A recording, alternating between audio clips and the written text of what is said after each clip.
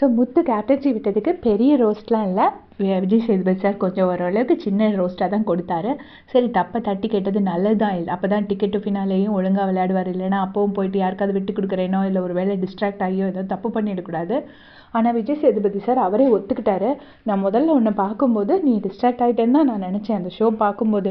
ஆனால் அதுக்கப்புறமா வந்துட்டு நீங்கள் வந்து இந்த 4 நாள் சரி 4 வாட்டி கேப்டன்சி தோத்துட்டாங்கன்னு பவித்ராவை சொல்லும்போது அந்த வார்த்தை எதுக்கு வந்துச்சு அப்படின்னு தோணுச்சு அப்படின்னோடனே, இல்லை சார் நான் உண்மையிலே விட்டுட்டேன். அப்புறம் என் மனசை சமாதானப்படுத்திக்கிறதுக்கு நானே இல்லை அவங்க 4 தடவை தோத்துலாம் வந்திருக்காங்க அப்படின்னு நான் மனசை சமாதானப்படுத்திக்கிட்டேன் அப்படின்னு சொல்லிட்டு அதை நான் வேறு யாருக்கிட்டையும் சொல்லலை சார், என் மனசுக்குள்ளே நானே பேசிக்கிட்டது அப்படின்னு சொல்லிட்டு முத்து சொல்கிறாரு.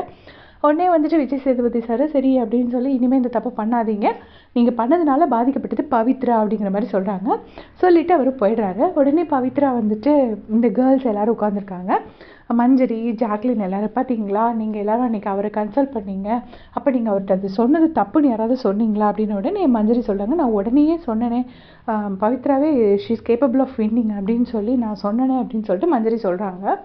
உடனே வந்துட்டு ஜாக்லின் சொன்னாங்க, நாங்கள் தப்புன்னு சொன்னோமேனே. இல்லை அது இல்லை, அவர் இப்படி 4 வாட்டி தோத்தான்னு சொன்னால் அப்போ அது என்னை பற்றி சொல்கிறது தப்பு தானே அப்படின்னு சொல்கிறாங்க. அது வந்து என்னால் ஏற்றுக்க முடியாது. ஏன்னா ஒரு மனுஷன் தனக்கு தானே தான் மனசுக்குள்ளே சொல்லியிருக்காரு.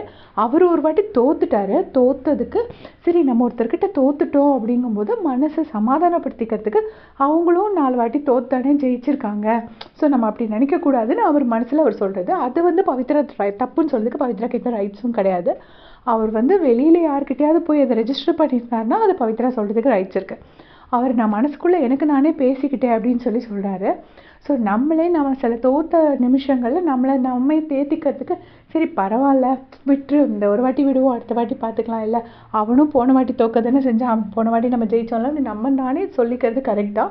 அதே மாதிரி தான் சொல்லியிருக்காங்க. இவங்க எல்லாரும் வந்து ஏதோ பெரிய அநீதி இழைக்கப்பட்ட மாதிரி சொல்கிறாங்க. அவர் ஒரு மனுஷன், நார்மல் ஹியூமன் பீயிங். அவர் ஒரு நிமிஷம் டிஸ்ட்ராக்ட் ஆகுறது வந்து தப்பு கிடையாது. அவர் டிஸ்ட்ராக்ட் ஆகி தான் விட்டாருன்னா அந்த பிக் பாஸ் இந்த கேப்டன்சியை கேன்சல் பண்ணது தான் தப்பு. ஏன்னா டிஸ்ட்ராக்ட் ஏன் பவித்ரா ஜெயிக்கிறதுக்கு இதே இல்லையா, அவங்க கேலிபர் உள்ள பொண்ணு தானே. பிக் பாஸ் ஏன் கேன்சல் பண்ணுறாரு கேப்டன்சி டாஸ்க்கை?